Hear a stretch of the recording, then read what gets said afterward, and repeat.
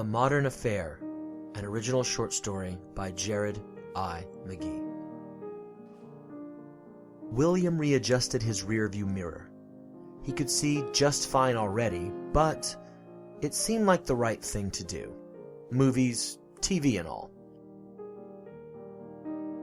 That slight slide in point of view shifted little Madeline so that he could see Barbar, her favorite stuffed bear he had given her how many years ago? That old, beaten plaything looked dejected, worn, utterly tattered, used. Yet she clung to it with all the force her tiny arms could muster. Jean's first words to him were, "Hey, handsome, nice tie."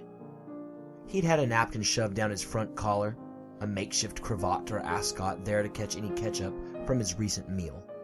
He had forgotten to take it off after finishing. He always forgot. Conversation had been wistful, witty, then interesting and insightful.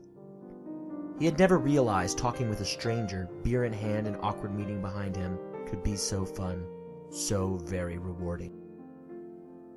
It turned out that he and Jean were attending the same teachers' conference. For the next week, they spent these days learning about new teaching pedagogy, how to write a better assignment rubric, and all the exciting ways an English teacher can make a modern teen love Middlemarch.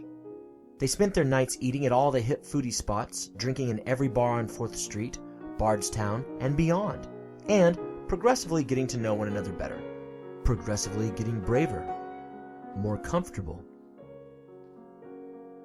Thinking back on it now, he couldn't quite remember why they waited an entire week to sleep together. It seemed like wasted time. One day of introductions, followed by a day of getting to know you exercises. 7 nights of heavy drinking and heavy petting.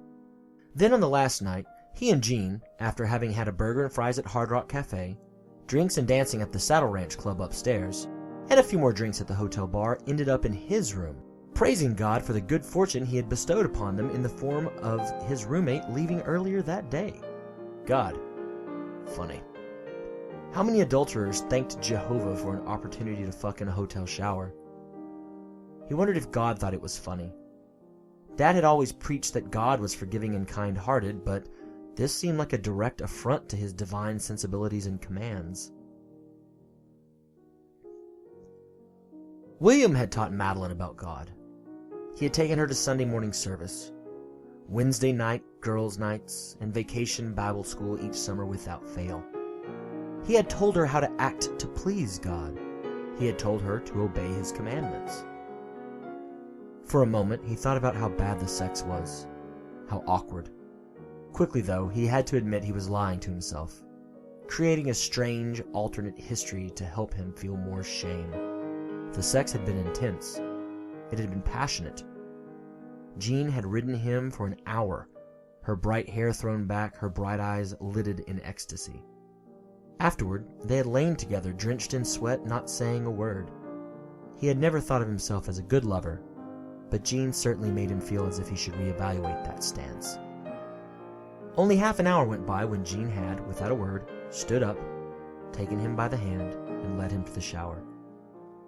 The following hour of his life, he now felt, would surely be one of his most cherished the rest of his days, being recalled in times of joy, boredom, and maybe even part of his final remembering as he prepared to leave this world sometime in the future. She had screamed. She had raked her fingernails down both of his thighs, having to reach back and up from her bend at the waist. When was the last time Joan bent over and submitted to him? No, this was not submission. This was something else. Joan. Why was it so hard to remember the good, the positive that night? Now? He had met Joan one nondescript day on a bland October afternoon at work. He was the hot young man at the office, and she had been the beautiful intern. Both had admittedly liked the thrill of breaching and breaking company policy. Maybe that little bit of rebellion is what bonded these two seemingly disparate souls. Theirs had been the definition of a whirlwind romance. After only 3 dates, Joan had slept with him. After only the 3rd fuck, he had told her he loved her. What was it? Why had they rushed into things? Excitement? Alcohol? Adventure? After 3 months, they had joked about marriage. Later that week, they had eloped, flabbergasting their family and friends. Joan had given him 6 years of her life. Joan had loved him in ways he had not known possible, and elicited feelings of love from him he had not known he was capable of. Joan had given him his beautiful daughter, the spitting image of her mother. He realized he was sitting stationary in the middle of the old gravel service road, still staring back at Madeline, and behind her, his house, his yard, his porch, and the woman he had once loved so very much. Focusing back on Madeline, he flinched. That little strawberry blonde-haired girl with questions pouring from her eyes heavier than the tears that clearly graced her cheeks was unbearable. 10 days.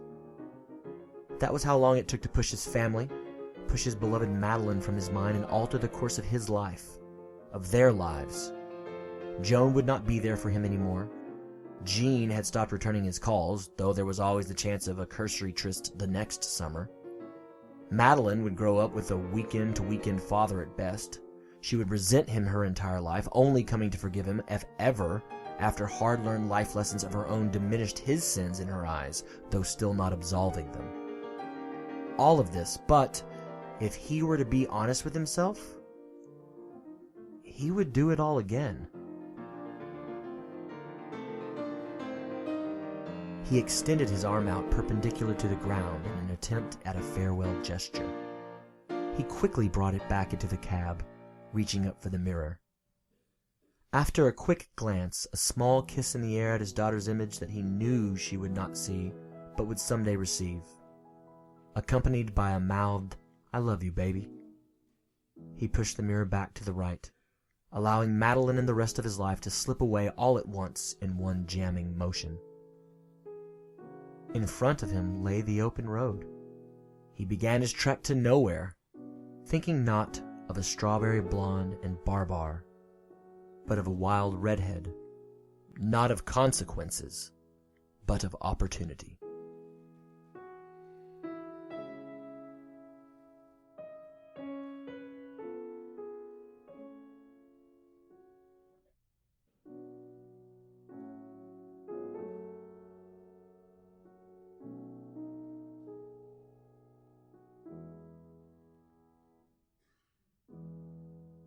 Thank you for listening to A Modern Affair, an original short story by Jared I. McGee. The track behind A Modern Affair is Felix Mendelssohn's Song Without Words, performed by Vasily Primakov, and it is being used under a Creative Commons Attribution Share-alike License 4.0.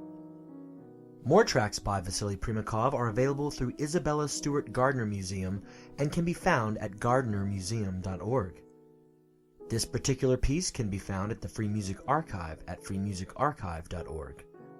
Free Music Archive is an amazing community of artists that set out to help one another through the sharing of their art, and Mr. Primakov's contribution is greatly appreciated. As always, please keep your eyes peeled for the next short story from Jared I. McGee.